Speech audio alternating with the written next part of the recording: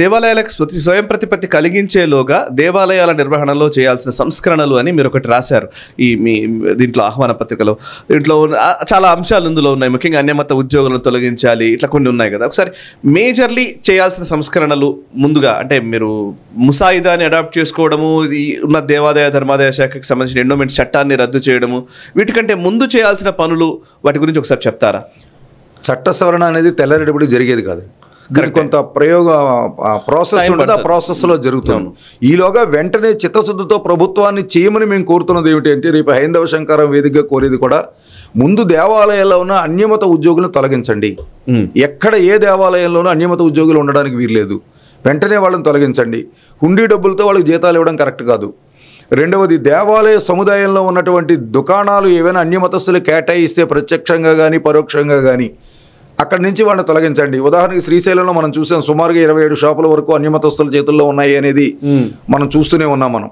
కాబట్టి ఇట్లాంటి పరిస్థితుల్లో అన్యమతస్తులు ఎవరూ కూడా దుకాణ సముదాయాల్లో కానీ వ్యాపార కేంద్రాల్లో కానీ ఉండకుండా, కాంట్రాక్టుల్లో కానీ ముడి సరుకులు సరఫరా చేసే విభాగంలో కానీ అన్యమతస్తులు ఎవ్వరికీ ప్రవేశం ఉండకుండా, హిందూ దేవాలయము, హిందూ దేవాలయ ఆదాయము హిందువులకు హిందూ ధర్మ ప్రచారానికే ఖర్చు పెట్టాలి అన్న ఉద్దేశంతో అన్యమతస్తులు ఎవరు ఆ సేవా ఇన్స్టిట్యూషన్స్ ఉన్నాయి, విద్యాలయాలు, వైద్యాలయాలు వగైరా, అలాంటి చోట కూడా కేవలం హిందువులు మాత్రమే ఉండేలాగా చర్యలు తీసుకోమని ప్రభుత్వాన్ని కోరుతున్నాం. ఆల్రెడీ ప్రభుత్వం కూడా ఒక జీవో ఇచ్చింది, అన్యమతస్తుల్ని అవన్నీ కూడా అందులో ఉంచకుండా మేము నిర్ణయం తీసుకుంటున్నామని.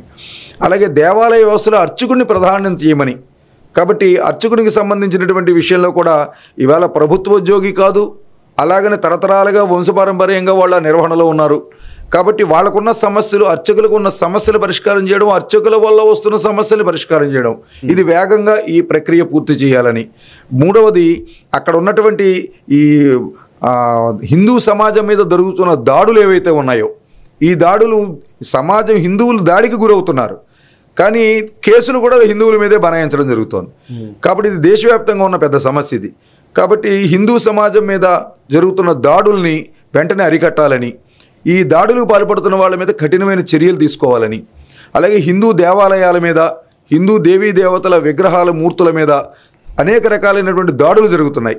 ఈ దాడుల నేపథ్యంలో దోషుల్ని గుర్తించి కఠినంగా శిక్షించాలని, అలాగే దేవాలయానికి సంబంధించిన ఆస్తులు అన్యాక్రాంతం కాకుండా ఒకవేళ ఆక్రమణకు గురైన ఆస్తులు ఉంటే వెంటనే వాటిని స్వాధీనం చేసుకోమని, ప్రభుత్వాలే దేవాలయం ఆస్తులు తీసుకుని నష్టపరిహారం ఇవ్వని ఉంటే వెంటనే నష్టపరిహారం ఇవ్వమని, ఇట్లా ముఖ్యమైన డిమాండ్స్ ఈలోగా పూర్తి చేయమని ప్రభుత్వాన్ని కోరుతున్నాం.